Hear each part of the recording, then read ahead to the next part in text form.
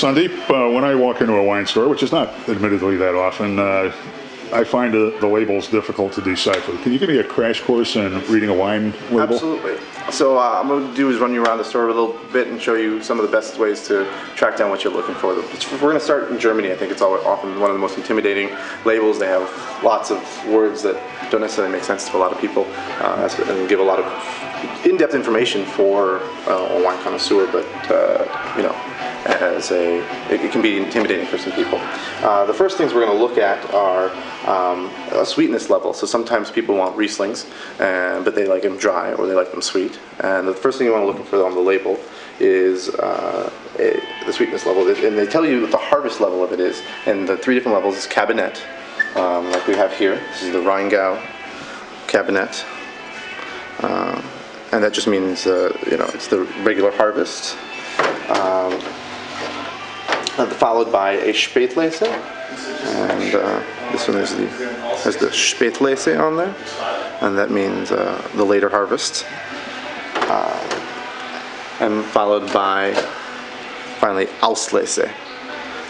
And those three words will guide you through most of the sweetness levels of Riesling. Beyond that is ice wine, Trockenbeer, and Auslese. But things that are really more desserty. But those will get you most of your Riesling dessert. Your Riesling wines. The other thing you want to look for is probably the region, depending on what kind of Riesling you like. If you like them a little bit rounder in flavor, you should look for Mosel. This is actually from '95, so it actually says Mosel Sauer. But more recent wines will just have the Mosel appellation. They've renamed it. If you like something a little bit more mineral driven, I would look for, sorry about this, the Rheingau.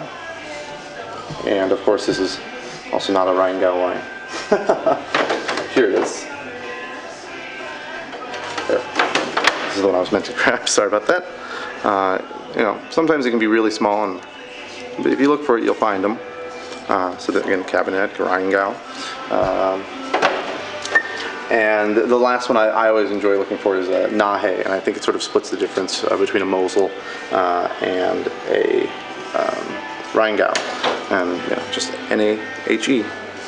Simple and easy. The other words really sort of tell you where it's from within Germany, within those regions. But those general broad regions will give you a great, you know, focusing tool. So if you follow me, I'm going to actually take you over into France and give you a little bit of Burgundy, Bordeaux, and maybe even a little Champagne. We'll see. More familiar turf. Yeah. For many people, I think. I think so, but even still, you know, they say, we're going to start here in Burgundy, that you can know all of the wines in the world, or you can know Burgundy. It's just such an intricate area, and you really can just get lost in learning Burgundy. But a nice couple ways to break down Burgundy are, you know, just looking for things from the north and the south. And luckily, actually, varietally, it seems to break down about the same way. So Burgundy reds are all Pinot Noir, and Burgundy whites are all Chardonnay. It can be even confusing sometimes for veterans, but the Côte d'Or is the main region of Burgundy, and then you have the Côte de Nuit, which is the northern part, which you find most of your Chardonnays from, but a couple some red wines coming from there as well, and those have I think a little bit more grit and a little bit more mineral drivenness to it, where sort of a tightness almost. And then as you get down more south into the bone, and the further more you go into the bone, you get this sort of graveliness and this sort of earthiness as you go further south. For me, that's sort of actually where I really enjoy to drink in Burgundy. And so a couple different things you want to look for on a label. The Santenay is the name of the vineyard site, and then the Clos de Hatz is actually the single vineyard within Santenay. Actually, the Santenay is the controllee, not the vineyard site. The region, I guess. And then Villa Vignes just means old vines. And so you can definitely garner a lot of information just from the wine label.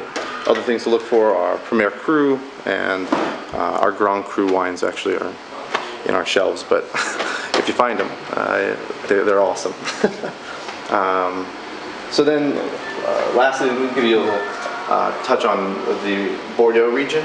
Also, actually probably a little bit easier to maneuver than Burgundy or even Germany, but still sometimes intimidating labels.